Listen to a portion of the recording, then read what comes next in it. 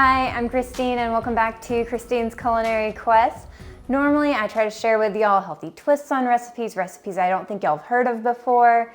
So today I'm going to share with y'all how to make Maqluba, which is a Jordanian-Palestinian recipe that Nicole and Habib taught me. You may remember Nicole and Habib from my 2-time spicy Korean noodle challenge videos. They came last weekend and showed me how to make it, the different steps, what it looks like when it's done, things to look out for. So I'm gonna share that with you today. I was really impressed by this recipe and I hope you will be too.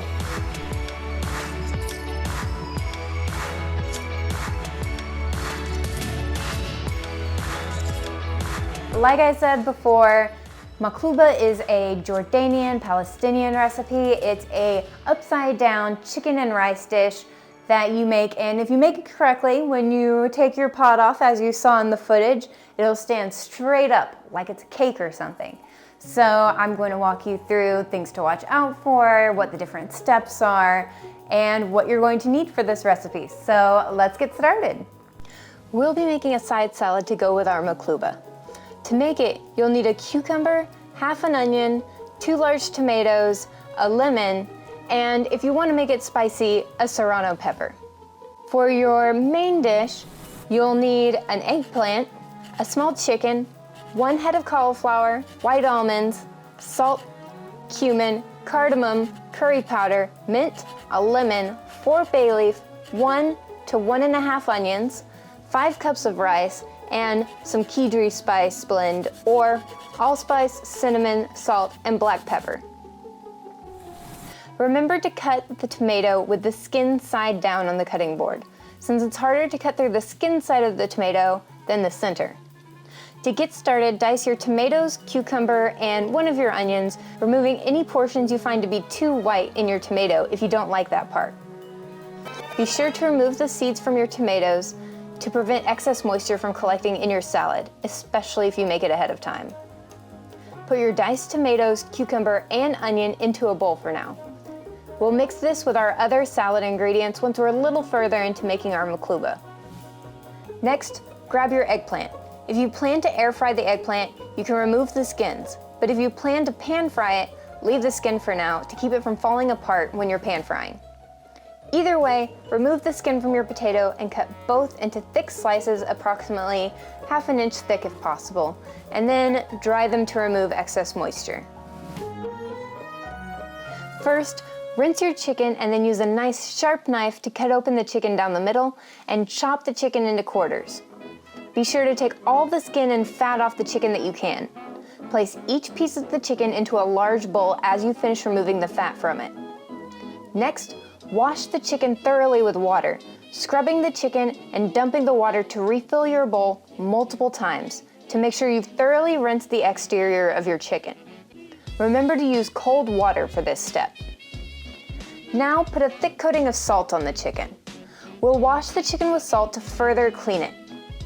The salt will scrub contaminants and small bits of fat clinging to the chicken off and loosen any remaining skin or fat that's really clinging to the meat.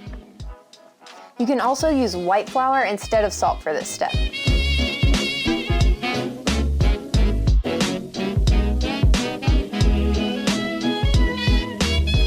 Next, rinse the salt off the chicken with a few more cold water rinses to remove all the salt. Now we'll wash the chicken again, but this time with lemon. First, cut a lemon in half, squeeze both halves thoroughly over the chicken, and put the remaining lemon in with the chicken to thoroughly scrub and massage the lemon juice and skins into the chicken and further disinfect it, removing any lingering smells from it. At this point, if your raw chicken smells like lemon, then it's clean. Rinse the chicken to remove the lemon juice, once again thoroughly scrubbing the chicken with your hands as you rinse it with cold water and drain all the liquid from the chicken. Now it's time to boil our chicken to both cook it and finish removing any lingering impurities from the chicken. Put it in a pot of clean water on the stove and boil it at medium temperature. While the chicken boils, put your eggplant slices on a plate in one layer and heavily sprinkle the slices with salt. The salt will draw out the moisture in the eggplant and help to remove the bitterness of the vegetable and allow for it to crisp up better once it's cooked. You'll also soak your potatoes in water for a few minutes and then prep your cauliflower. First, cut the greens off the base of your cauliflower. Next, cut your cauliflower in half and then pull the halves apart into smaller pieces and roughly slice them. Then, rinse your cauliflower and drain the water before putting it back on the bar. Now it's time to check on our chicken. As it cooks, we'll start to see oil and fat floating on the surface of the water. For now, coat your potato and cauliflower in olive oil and thoroughly toss the vegetables with your hands. We tossed ours together and then separated them again, but you can toss yours separately if you prefer. Next, take your salt-coated eggplant slices and toss them in olive oil as well. Be sure to remove any excess salt or moisture from the plate, but there's no need to do so with the eggplant slices. Be sure to rinse and dry your containers between steps to make sure the moisture or the salt from one step doesn't have a bad effect on another step. Now it's time to pan fry or air fry your potatoes. Air fry your potatoes at 390 degrees for 15 minutes or pan fry them on medium heat for 10 minutes. Next, measure out 5 cups of rice and rinse it gently, allowing water to simply fill the bowl you're using and gently tip water over the side a few times to remove starch coating the rice before allowing the rice to soak in the water for 15 minutes. At this point, check your boiling chicken again and begin removing the foam-like residue floating on the water. This is, as Habib called it, the bad things in the chicken. This is the bad things in the chicken. You don't want to cook the chicken with bad things. You want to make sure that you take it out. You want to take that stuff out of the chicken because you don't want to cook the chicken with all this dirty stuff inside it. So how you take it off? You boil the chicken, and when it's done, before it's boiled, all the stuff is gonna float in the water. So you're gonna take it out. You just take it. It's like foam. So you want to continue to cook it until you've cooked all of it out. You'll need to remove residue from the surface of the water multiple times. When you reach the point where residue no longer resurfaces after a few minutes have passed, where the water is still boiling, and you feel like it's clean, you'll turn the stove off. When your potatoes finish in the air fryer or pan frying, place them on paper towels to absorb any excess oil and help them to properly crisp up instead of turning soggy from the oil. Then, place your eggplant into the air fryer and heat it 390 degrees for 20 minutes and check to see if it needs additional frying based on the thickness of the pan, or pan fry them on medium-high heat until they begin to brown on each side. Continue to skim the residue from your boiling chicken if residue is still accumulating on your water. Once the water begins to boil with minimal foam, it's almost done. That means we need to prep the spices to add to our chicken. Prep your spice blend with 2 teaspoons of hot curry powder, 1 teaspoon of cumin, 1/2 teaspoon of Kidri spice, 4 cardamom seeds, 4 bay leaves, and 1 to 1.5 roughly chopped onions. We'll boil our chicken with this shortly. Right about now, your eggplant should be halfway done with its 20 minutes of frying. Go ahead and flip your eggplants and let them resume frying for another 10 minutes before placing them on paper towels to dry and remove any excess oil. Now remove the water from your soaking rice. If the water in your pot is no longer producing residue, add your spice and onion mixture and cook at high heat for 12 minutes. Be sure not to add your salt just yet so you don't pull moisture out of your chicken. You can add salt later on if desired. While that cooks, let's go back to making our side salad. Take a lemon and slice 1/4 of it, including the rind, before dicing the slices into small pieces. Get the pieces as small as you can. We'll be using this in place of dressing on our salad. You'll also need to chop up a little mint. If you want to add some heat to your salad, finely chop a serrano pepper to add as well. Then, you'll take your mint and small pieces of lemon and combine it with your diced onion, tomatoes, and cucumber from earlier. Squeeze half a lemon over the salad for additional dressing before putting your salad in the fridge. You're cooking with lots of high temperatures, so be sure to drink plenty of water to stay cool and hydrated. While we wait for the chicken to finish boiling in the spices and the onion, let's start our garnish. Take a pan and heat some oil, adding a few slices of almond to the pan so you can tell when it reaches the correct temperature. Then add the rest of your almonds to the pan and cook them until they brown. We're using white almonds, which you can find at most any ethnic grocery store, but regular almonds work too. Be sure to stir constantly. The almonds will brown in just a minute or two. Take them out when they're a light brown. They'll continue to brown after you remove them from the pan as the oil cools. Once your chicken has boiled with the spices and onion on high for 12 minutes, remove the pot from the stove and remove the chicken from the pot.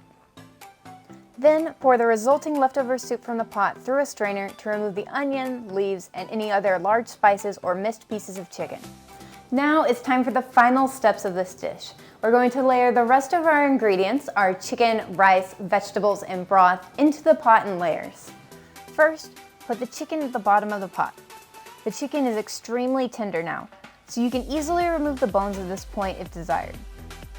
Next, alternate veggie and rice layers, adding some of the eggplant, cauliflower, and potatoes in each veggie layer. You should have 2 rice and 2 veggie layers. Be sure to leave space for the rice to expand as it cooks. Now all you need is your broth. Make sure that your broth is hot and salt it to taste right before adding it to your pot of layered chicken, rice, and veggies. Be sure to fully cover the rice so it has plenty of liquid to absorb and use to expand as it cooks. Cook the entire pot on medium-high heat with a lid on. Check on it every 5 minutes and adjust it down to low to medium heat when the liquid is bubbling in the pot before cooking for an additional 15 to 20 minutes. At this point, the rice is done cooking. You just need to leave the lid off to allow the liquid to continue to evaporate off and for the spices to blend together in the pot. Let the pot continue to cook on low heat until you check the pot and there's no liquid still gathered at the bottom. Then, remove the pot from the stove, place a large tray on top, grip both securely, and flip the pot upside down so it stays connected to the tray and is now on top. Place the tray carefully on the counter and gently remove the pot. If you've done all your steps correctly, your chicken, rice, and veggie mixture should stay standing like a cake. Take a moment to ooh and ah and really let your friends be impressed by the dish that you've made. And then smash it down. As you do this, the vegetables, if they've been peeled, should seemingly dissolve into the rice. They should be indistinguishable from the rice visually, so each bite will be a surprise flavor of potato, eggplant, and cauliflower. You'll never know when the next flavor is coming. Before we serve our dish though, don't forget to add your nut garnish on top if you plan to use it. It's optional, so don't feel bad about leaving it out. Another option for garnish for this dish is parsley. Now it's time to serve up and enjoy. Feel free to add sriracha or plain yogurt on top of your Maqluba serving, and don't forget your side salad for a colorful and well-rounded dish. Hey guys and gals, thank you for watching this video, and I hope that this was something new or interesting, or that you got something out of this video. I want to continue to share fun recipes with you to either show you foods you haven't heard of, recipes in a way you haven't thought of before, healthy twists on things that you already eat. So I'll have a new video for you in a couple of days. But if you liked this video, go ahead and like, subscribe, share, continue to check it out, watch it again and again. Any of those things, and I'll see you in the next video. Bye.